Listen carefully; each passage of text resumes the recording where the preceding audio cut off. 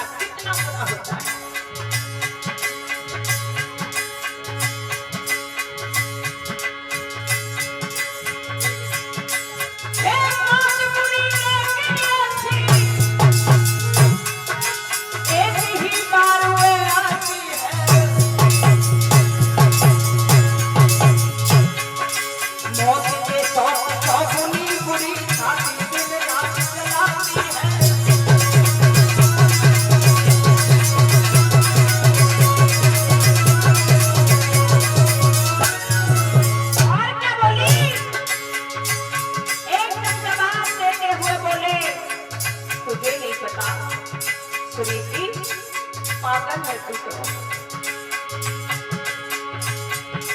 जिस घर में तो नारी है, उसमें तो नारी बहती है। दोनों होकर निकलती है, घर में एक बुढ़ी माँ रहती है।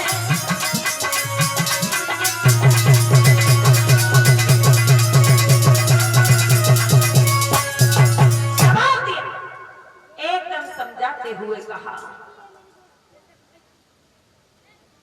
मौत बहुत बुरी होती है, तू जानती है मौत बहुत बुरी होती है, लेकिन मौत से भी 100 गुनी बुरी होती है।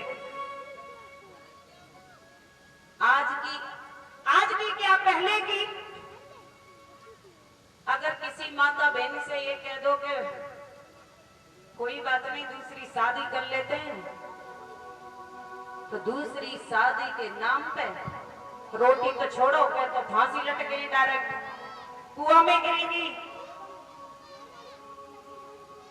या फिर जो आदमी है जो दूसरी शादी की कह रहे हो पाए उल्टा लटका देंगे।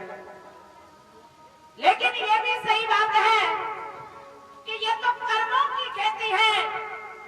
किसी ने सच कहा है, कर्मों की खेती है, जो बोएगा सो पाएगा। कर्मों से मुक्त दिलाने में बेटा क्या हाथ लगाएगा। अरे ये तो कर्मों की खेती है, जैसा बोओगे तैसा फल पाओगे। पता नहीं तुमने कौन सा कर्म किया होगा जो तुम्हें औलाद नहीं मिली है। अब फिर स्पष्ट लिखा है, कर्मों के आधार से पुत्र पैदा होता है, कर्मों के आधार से सुशील पुत्र मिलता है, और कर्मों के आधार से सुशील बहू आती है जो सास ससुर की सेवा करती है। लेकिन सही बात है, आज के जमाने में देखा है कि लगातार कर ऊपर चले आ रहे हैं। आज वो उसकी बहू है तो कल वो उसकी सास है, वो उसकी बहू है, लगातार चले आ रहे हैं। अगर तुम अपनी सास की सेवा नहीं करोगी तो कल तुम्हारे भी ऊपर बहू खड़ी है, लेकिन वो भी तुम्हारी सेवा नहीं करेगी।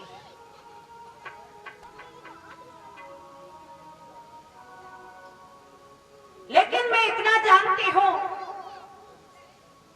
कि मनुष्य इस दुनिया में आया है ना,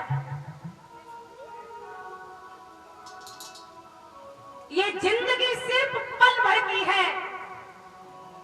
इंसान आया और आकर के चला गया। कहते हैं जब मां की कोख में जब बच्चा लेटा होता है ना, कहते हैं जो सबसे बड़ा कोई नरक होता है जो मां की पेट में उल्टा लटका होता है। तब उसे ईश्वर से 1000 बातें करता है, ईश्वर इस नरक से मुझे तू बाहर निकाल दे, मैं सारी जिंदगी तेरी पूजा करूंगा। और जैसे ही जब उस नरक से उसे निकाला जाता है, 9 मास के बाद में जब बच्चा पैदा होता है तो जो भगवान से वादे होते हैं वो सारे भूल जाता है। कहते हैं कि जमीन पे गिरते ही माया के जंजाल में हर प्राणी फंस जाता है, क्योंकि भगवान कभी ये नहीं कहता कि तू मेरी पूजा कर, कभी नहीं कहता कि तू मेरी पूजा कर। कुछ लोग मैंने देखे हैं, अरे हम क्यों भजन करें, हमने कहा कोई पाप करो है। और हम तो वो कभी जाएंगे वृंदावन मथुरा, जब वहां के बांके बिहारी बुलाएंगे। अरे क्यों बुलाएंगे तुम्हें? वो बांके बिहारी किसी को नहीं बुलाते हैं। अगर तुम्हें थोड़ी श्रद्धा है, तुम्हारे दिल में उनका वास है, तो तुम खुद जाओ, समय निकाल करके तो जा सकते हो, लेकिन बिहारी कभी किसी को नहीं बुलाते, क्योंकि भगवान जब किसी इंसान को पृथ्वी पर भेजता है ना, तो इतने माया जंजाल में फंसा देता है कि वो माया के जंजाल से निकल करके मेरी 2 मिनट की पूजा न कर पाए। लेकिन फिर भी कुछ लोग होते हैं कि 24 घंटे में 1 घंटा फिर भी निकाल लेते हैं भगवान के लिए, और बाजे 24 के घंटा 24 ऐसे ही चले जाते हैं। वे कभी ये ही नहीं जानते कि राम कौन से खेतों में रहते हैं।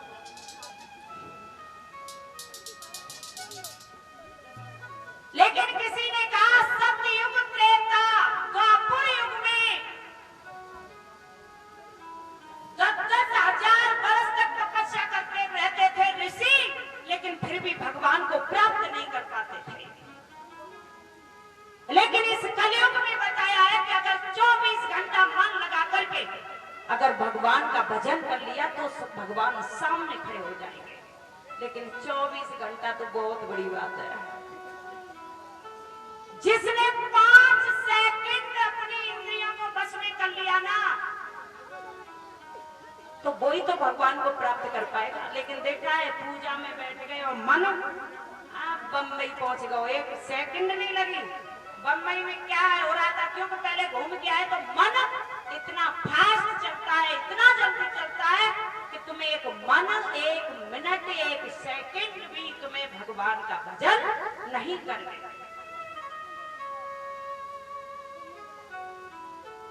मेरा सिर्फ एक ही कहना है कि अगर संसार में आए हो ना, तो भगवान का नाम लेना बहुत जरूरी है, क्योंकि पहले 10-10 हजार वर्ष तक लोग जीते थे।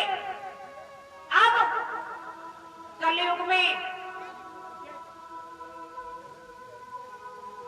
जो बहुत नसीब का अच्छा होगा, जो 100 को क्रॉस करेगा, नहीं 100 को कोई क्रॉस नहीं करता। 60, 70, 80 लास्ट, उसी पे जय सिया राम हो जाती है। लेकिन एक बात बताओ, इतने और पता है, हर इंसान को पता है कि मैं आया हूं तो जाऊंगा जरूर, कोई मुझे रोक नहीं पाएगा। लेकिन फिर भी माया के जंजाल में इतना क्यों फंस जाता है, और क्या बताया है मैं आपको समझाती हूं। मैं एक जो शरीर के ऊपर, हर इंसान के ऊपर एक भजन गा रही हूं। अगर ये